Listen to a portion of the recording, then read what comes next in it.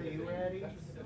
Everyone else ready? You might want to run and get some. Is anyone going to need more sheets? Yeah, how many? After Ariana, we have 2 left. I need one more. Nobody has any extra other than that? Oh, I have extra. Oh, you have How extra? many?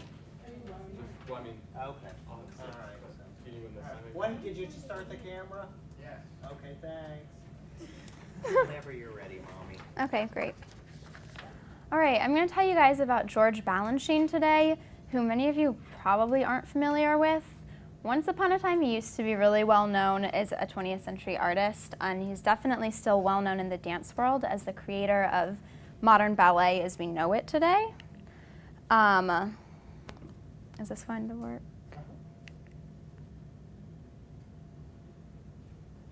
You have to sort of aim it at the front of your computer, but you can do it by hand. Okay, there we go.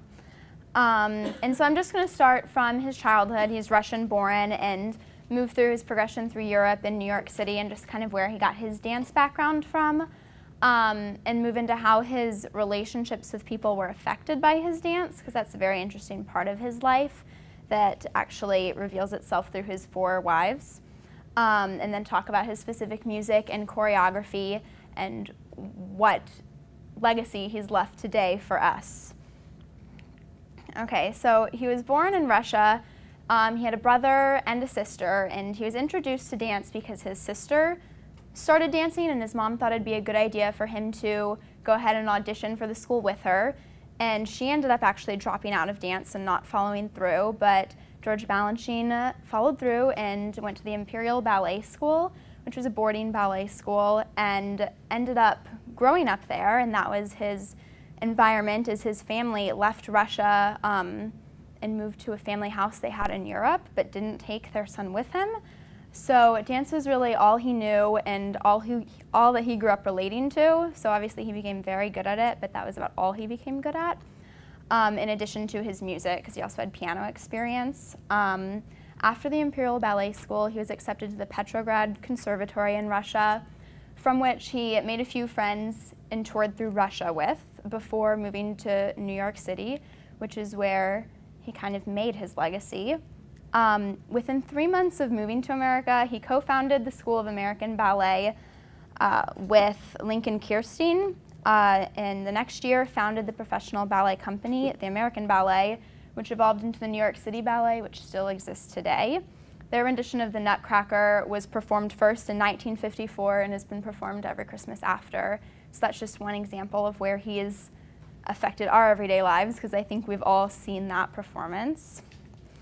Moving on to the many relationships he had, Balanchine was married 4 times and pursued pretty seriously a 5th relationship at the end of his career.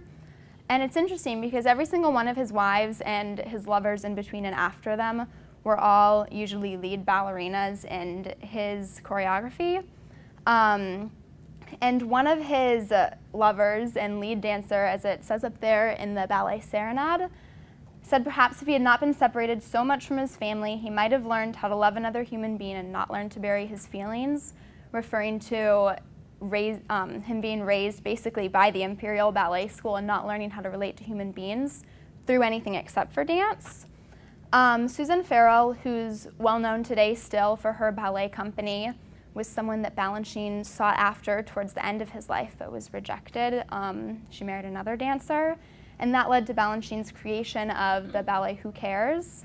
And oftentimes he would talk about how his ballets didn't really have a specific meaning, but you can find kind of parallels as to where he is in his life as to why choreography came out at that time.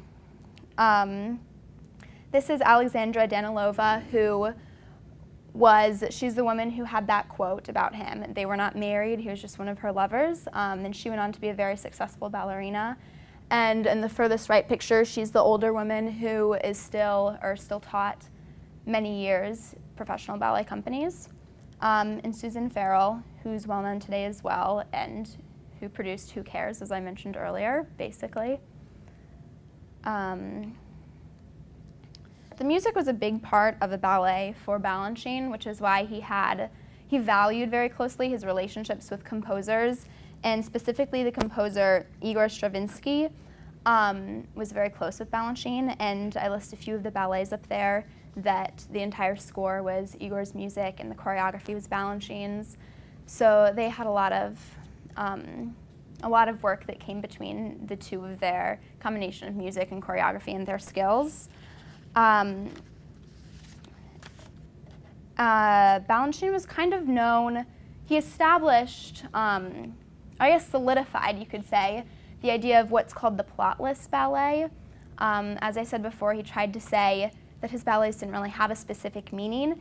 His goal was to kind of evoke an emotional response in his audience, different for different people, and that's why the composer was so important to him, because the music played into that.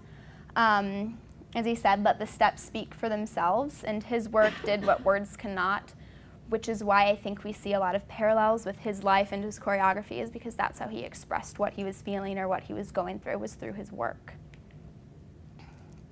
Okay, this video it's kind of the preface to a documentary they created about Balanchine, going through 6 ballerinas that had worked with him in his lifetime, and it just gives you a little taste of his choreography and the dancers that he worked with. Let's see.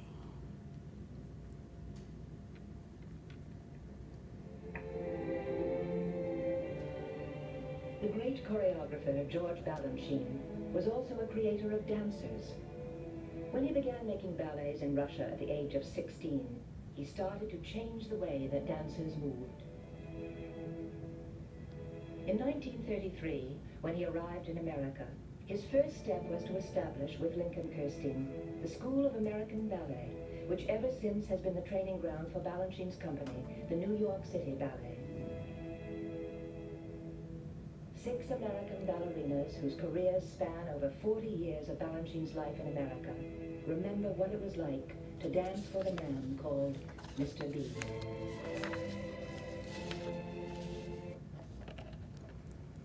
And so that's just a little taste of kind of Balanchine's work. And like the Nutcracker, you can see how his work has definitely outlived him in other ballets like Swan Lake, or he's did a few things with Romeo and Juliet, or different famous ballets like that, that even if you haven't seen or aren't familiar with, he definitely made a name for himself within them.